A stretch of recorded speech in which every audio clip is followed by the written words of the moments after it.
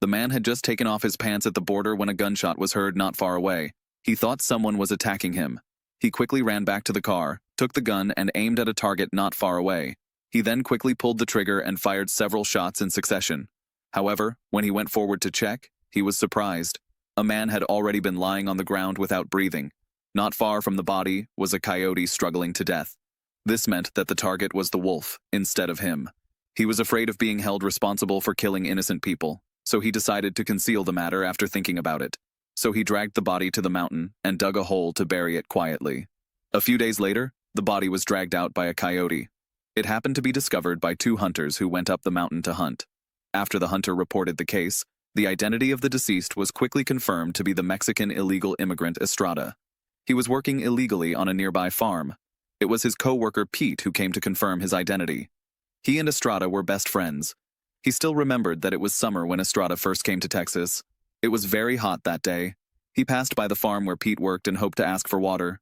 Unexpectedly, the two hit it off at first sight. So the old cowboy Pete recommended Estrada, who was looking for a job everywhere, to the farm owner. The two of them, who regarded cowboys as their lifelong career, became friends. Pete liked the horse that Estrada brought from Mexico very much. When Estrada learned about it, he was about to give it to him. Estrada was a man of great generosity. But Pete was not a greedy person. He did not like to take away what others had, so he declined the other party's kindness. However, Estrada smiled generously. Since they were all good brothers, why should they be separated? Pete could not refuse and had to accept it generously. From then on, he regarded Estrada as a good brother. He knew that Estrada's wife and children were far away in Mexico. A man alone in a foreign country would inevitably have some other needs. To thank his good brother for the horse, Pete took great pains to make an appointment with a beautiful woman. In fact, these two women were married. The one who entered the room with Pete was the restaurant owner of the small town. With Estrada. The one who entered the house was the wife of a border patrolman. In this desolate place, many married women like to find some excitement. The wife of the border patrolman is named Anne. She had just moved to this border town not long ago with her husband Norton's job change. Because this town is so desolate, the couple can be said to have spent their days here like years. They can't even find any way to entertain themselves.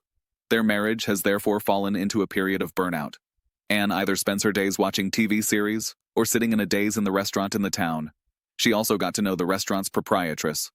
Norton, who was patrolling outside every day, was extremely bored. In addition to reading color magazines to entertain himself and pass the boring time, he had nothing else to do. There was nothing to do, however. In order to show that he was a man, he would come to his wife again every day when he got home, although he would end it before it even started. But he could still feel good about himself. The two of them were empty and numb every day and could not find the meaning of life at all. Anne was fed up with this kind of life, so she went out with the restaurant owner to find excitement. But their happy days did not last long. That day, Estrada originally planned to use a gun to drive away the coyotes approaching the sheep. Unexpectedly, he was killed by Norton, who was on patrol. His friend Pete vowed to find the real murderer and never let his best friend die unjustly. Soon, he was near the crime scene. Recently, several 0.23-inch shells were found. Pete took the shells and quickly found the sheriff of the town. He hoped to start an investigation quickly, but was strongly rejected by the sheriff. The sheriff thought that a few shells did not mean anything. Pete had no choice but to investigate on his own. Soon, he found an important piece of information. This caliber of bullets was only used by the border patrol in the town. After getting this important information, he found the sheriff again. This time, the sheriff not only refused to investigate again, but also seriously warned Pete not to intervene in the case again. In fact, the reason why the sheriff reacted so strongly was because the border patrol had already informed him in advance. He hoped that the army and the police could work together to suppress the case. Anyway, the person who died was just an illegal immigrant. In order to prevent any further trouble, the police quickly closed the case, and without notifying Pete, they buried Estrada for the second time. In order to show his cooperation with the town sheriff, the chief of the border patrol came to the restaurant to thank the sheriff in person while he was having dinner. But the restaurant owner heard the inside story. As Pete's old friend, she told Pete the truth immediately. The murderer was the new border patrol officer Norton. After receiving the news, Pete stopped the sheriff on the street and asked him to handle the case impartially. But the sheriff winked at him and even threatened Pete before leaving. If he dared to bring up this case again, he would put Pete in jail. Pete was so angry that he rushed to Norton's door. At this time, He found that Norton's wife was the woman he found for Estrada last time. Although he saw Norton return home, Pete did not act rashly. Instead, he waited until after dark before knocking on the door. Norton opened the door and was knocked to the ground before he could react. After subduing Norton, he did not attack Anne. Instead, he told her the reason for coming in the middle of the night. Norton wanted to resist after walking out of the door, but he did not expect Pete to be strong and healthy. After he controlled Norton, Pete also covered Anne, who was tied up with a blanket. He turned on her favorite TV show. He warned her not to call the police, or he would kill her. Then Pete took Norton to the cemetery. He gave him a shovel and asked him to dig Estrada out. Norton didn't understand why Pete asked him to do this, but he had to do it. When he finally opened the coffin, the stench of the already rotten corpse was overwhelming. It directly smoked out Norton's overnight meal. But Pete ordered him to carry the rotten Estrada out. Norton's body had been overdrawn because he often entertained himself many times a day. Before the corpse was lifted to the ground, his legs went soft, and he was pressed down. When he finally got the corpse out, Pete drove Norton to Estrada's residence. After filling Estrada's cup with water, Pete ordered Norton drank the water. Norton said he would rather die than use a dead person's things. However, when he saw the gun Pete put on the table, he still obediently picked up the water cup and drank it all. Pete not only asked him to drink water from a dead person's cup, but also ordered him to change into a dead person's clothes. After Norton did it obediently, Pete poured a large bag of salt on Estrada. This operation made Norton more and more confused. Is he going to embalm the body? In fact, this all stems from a promise Pete made to Estrada. When they chatted together that day, Estrada took out a photo of his wife and children and told Pete that he had a son and 2 daughters who were well-behaved and cute, and his wife was also gentle and considerate. In the photo, Estrada was standing not far behind his wife and children, silently guarding the happiness of his family. Now he has been separated from his wife and children for 5 years, thousands of miles apart, saying Estrada was moved by the scene, and casually asked Pete that if he died in America one day, he hoped that Pete could bring his body back to his hometown, and he would be buried in his hometown even if he died. Pete told him not to talk nonsense because he was much younger than Pete, and it had to be Estrada who sent him. However, Estrada still solemnly asked Pete to do so. He also drew a simple map so that Pete could find it better in the future. So Pete's operation was to fulfill his promise to send his best friend Estrada back to his hometown. They needed to cross the border and the desert to return to Mexico. Norton also needed to go with them. It would be convenient for him to apologize in person to Estrada's family. In order to prevent him from escaping, Pete wanted to take off Norton's shoes. Norton was unwilling to hear that. After all, he would definitely go there. It was dangerous. But Pete went up and punched him. Norton also calmed down instantly.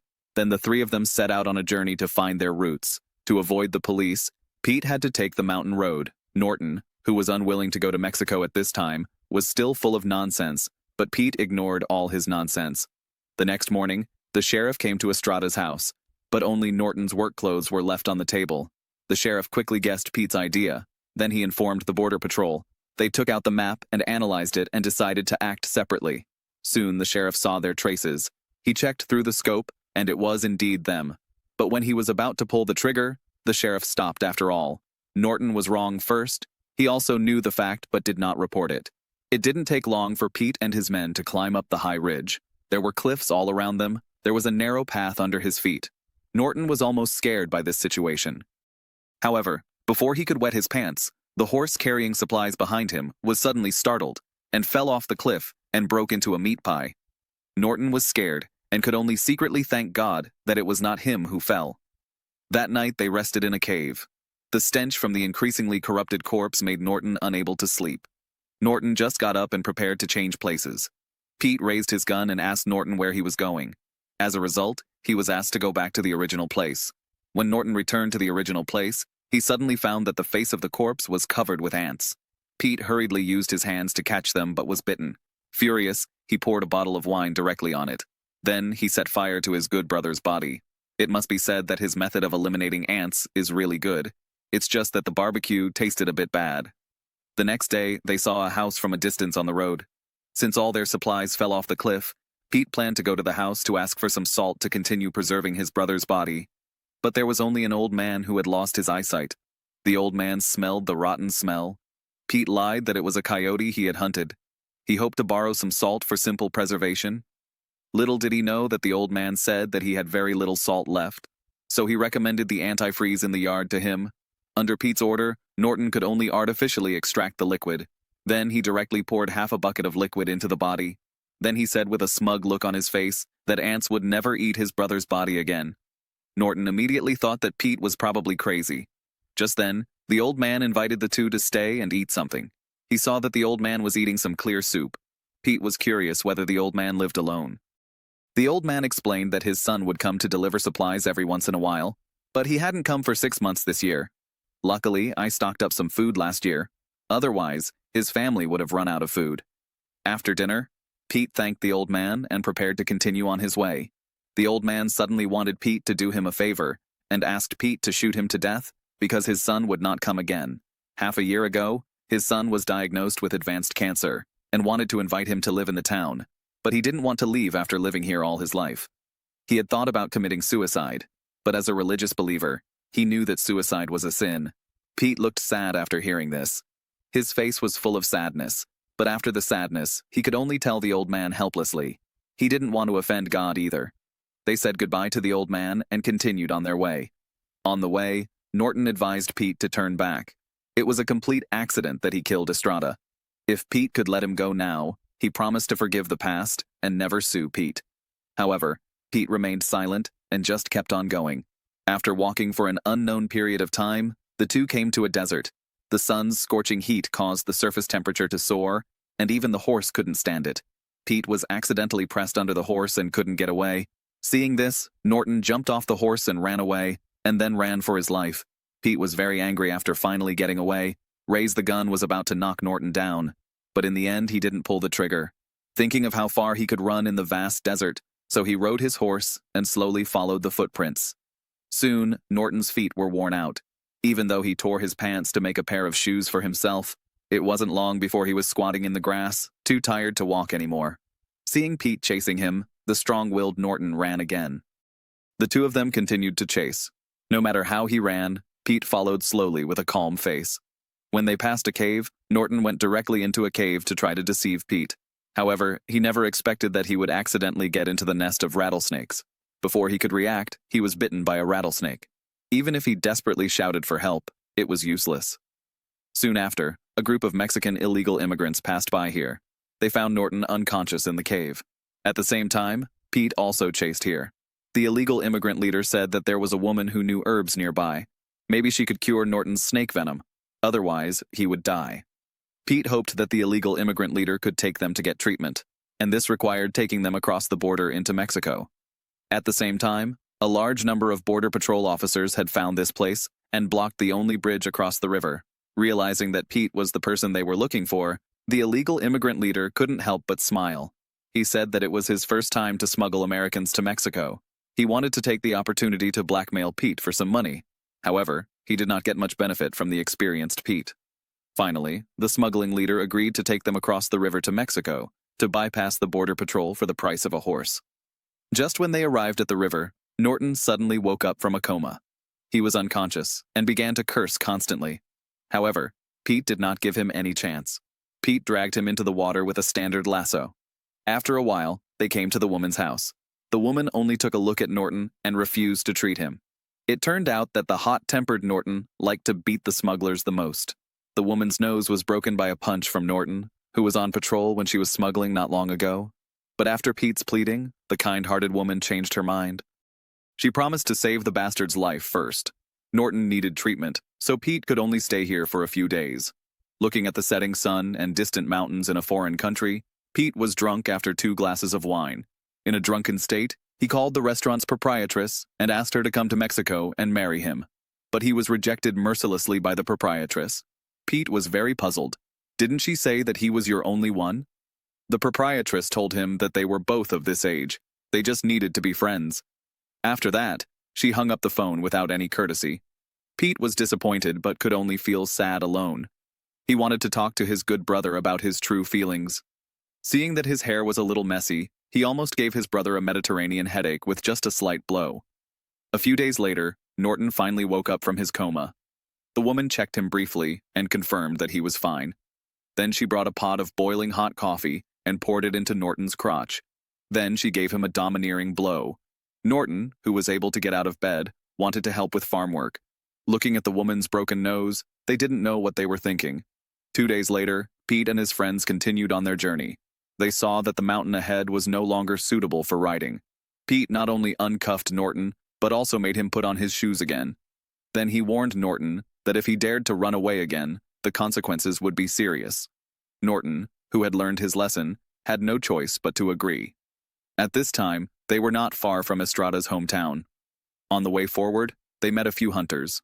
The hunters hunted a bear. Pete wanted to buy some meat from them, but the hunters generously said that they would not charge a penny. They could take as much as they wanted. The hunters also warmly invited Norton to sit down and have a drink. Norton was not polite and had a good drink. But when he saw the TV series his wife often watched on satellite TV, Norton burst into tears like a child.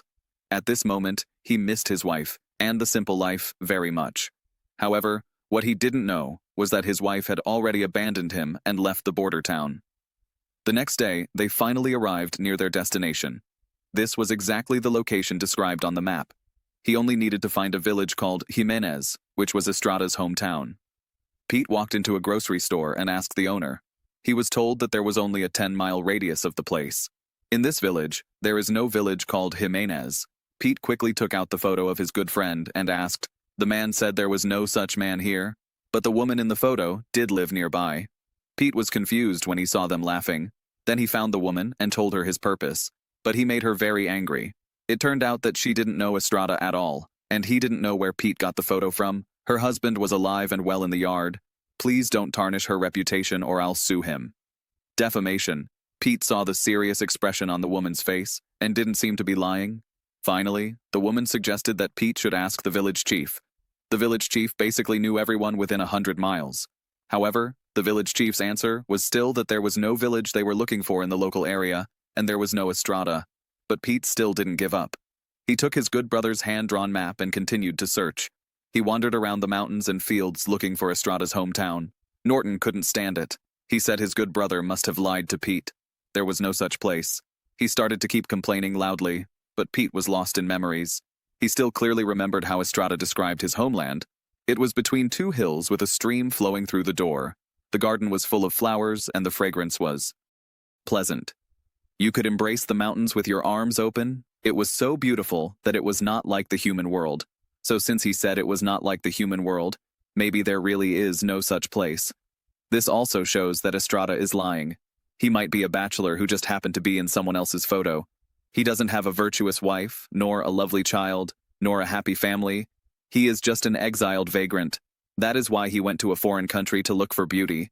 Just as Pete could not find morality in reality, he overcame all difficulties and stuck to the morality in his heart. How should people live on? It is nothing more than looking for a road where there is no road, and looking for light where there is no light. Although this world does not have what he wants, but he will not lose the motivation to look for it. Pete continues to look for it like a devout believer. Finally, he found a beautiful place with beautiful mountains and waters as described by Estrada. Looking at the scene in front of him, he smiled with relief. Isn't this Jimenez? Then he showed Norton the photo for confirmation. Norton could only answer yes, you finally found it. Then the two of them renovated the abandoned stone wall together. They not only built a simple roof for the house, but also hung a Jimenez sign in front of the house, making this place the home of Estrada's dreams. After doing all this, Pete ordered Norton to dig a grave with his bare hands. Then he buried Estrada for the 3rd time. Just as this was done, Pete suddenly grabbed Norton and came. When they got to the tree, he put Estrada's photo on the tree and asked Norton to confess in front of the photo, begging for their forgiveness, or else he would go to hell. Norton was a little impatient because the body had already been buried. Pete was still being formalistic. Besides, he didn't believe in hell. Pete immediately took out a gun, ready to let him know what it meant to go to hell. Norton, who was scared, kept apologizing.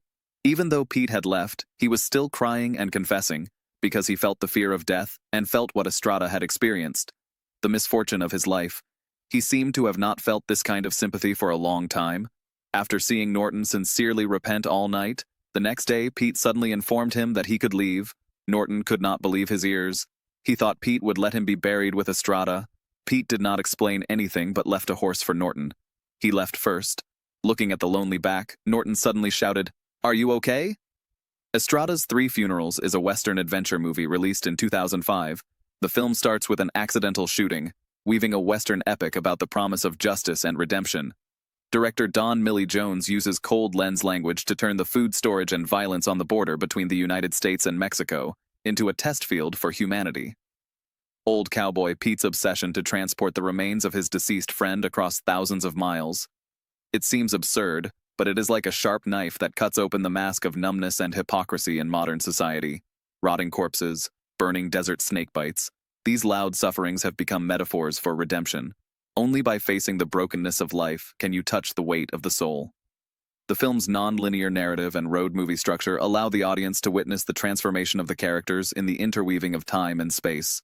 Norton went from an arrogant border patrolman to a kneeling penitent. Pete went from a silent tough guy to a saint with a promise. Each character completed his gaze on himself in the absurd journey. The most touching are those who seem to be on the edge. The supporting role, the despair of a blind man living alone when he asked to be shot, the compassion of the herbalist complaining with virtue, even the loneliness under the coquettish appearance of the restaurant owner. They interpret the struggle and perseverance of human nature in desperate situations with different attitudes. More profound is that Pete proves with actions. The most precious meaning of life is often born from the persistence of doing something, knowing that it is impossible. When Norton said sorry in tears at the third funeral, when Pete rode his horse alone and disappeared on the horizon, only then did we finally understand that the completeness of life does not lie in whether the ending is perfect, but whether we dare to bet all of ourselves on a promise. Just like the cactus that grows stubbornly in the Mexican desert, true dignity often blooms in the poorest soil. Well, today's movie sharing ends here. Our channel is Drama and Movie Recaps. Thank you for your patience in watching. Looking forward to meeting you next time.